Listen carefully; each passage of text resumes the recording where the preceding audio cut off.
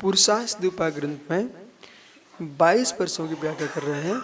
उमा स्वामी महाराज ने कहा था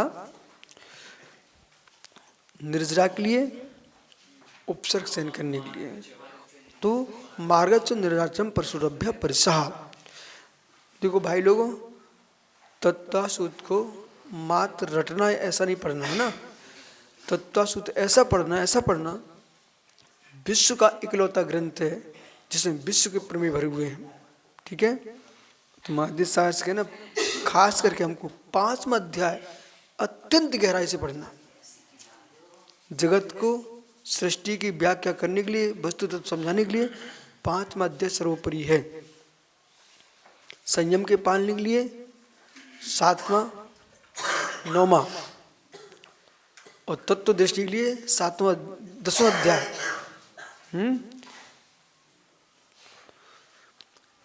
अब यहां कह रहे चर्या परिषद है।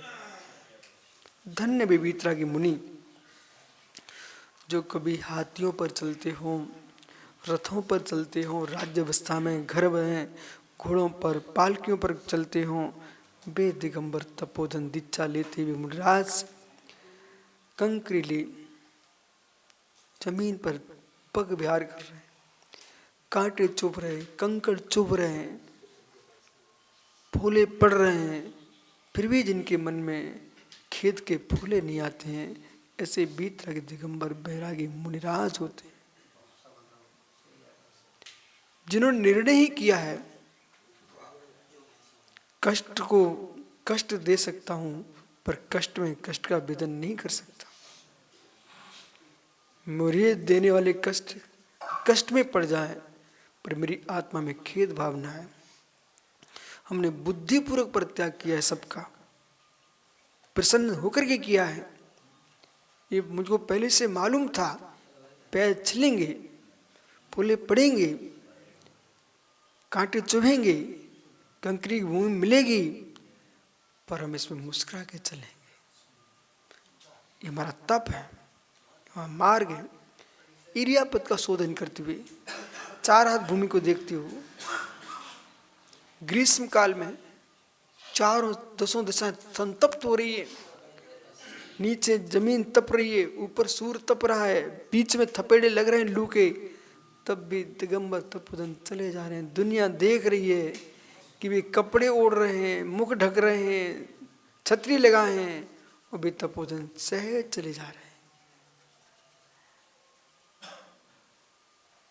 ये है चर्या परिषद। बद परिचय, पूर्व का बैरी, वर्तमान का बैरी अथवा अकारण बैरी, ऐसे ही लोगों ने मार्ग में जा रहे हैं, मार दिया, पीट दिया, भयभीत करने लगे, उपद्रव करने लगे, द्वेष के वश अति तीव्र कसाय करने लगे। प्रिय मुनिराज यही सोचते हैं इन बेचारे जीवों का ज्ञान भाव है, अज्ञान न होता तो ऐसे करते ही नहीं, पर मैं तो ज्ञानी हूं, मुझे गुस्सा नहीं करना चाहिए।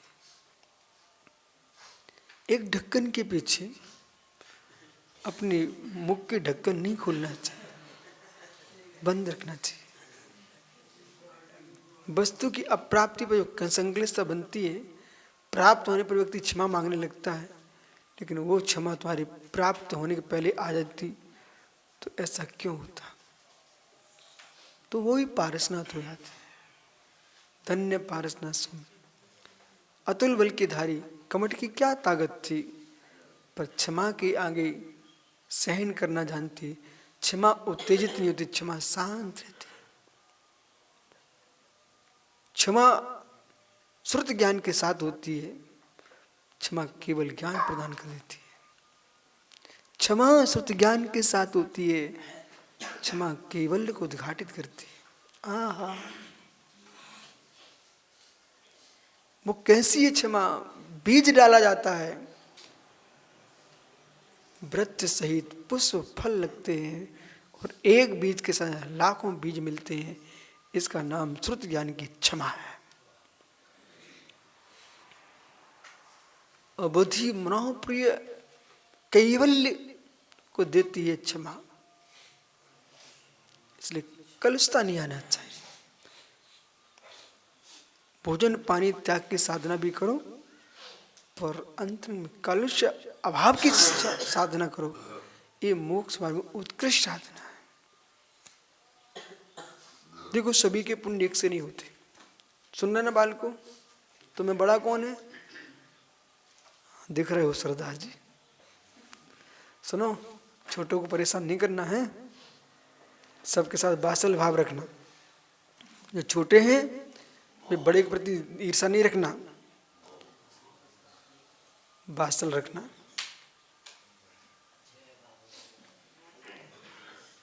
इसी से संग चलेगा,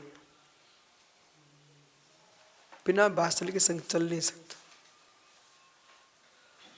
गुरु के वात्सल्य साथ परस्पर का वात्सल्य अनिवार्य है।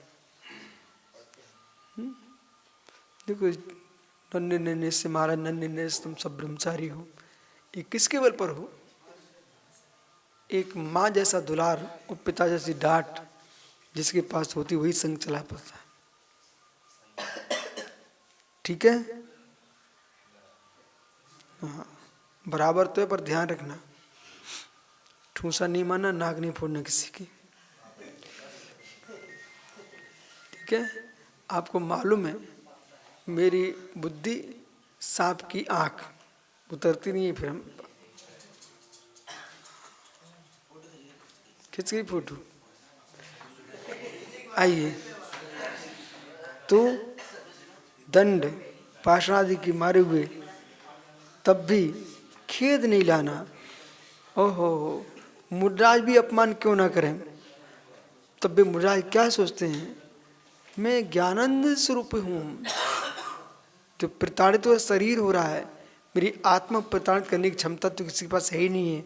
आत्मा को प्रताड़ित स्वयं ही कर सकता है, दूसरा कर ही नहीं सकता है। से सांगी विचार करेंगे। मिथ्या तेन अधिक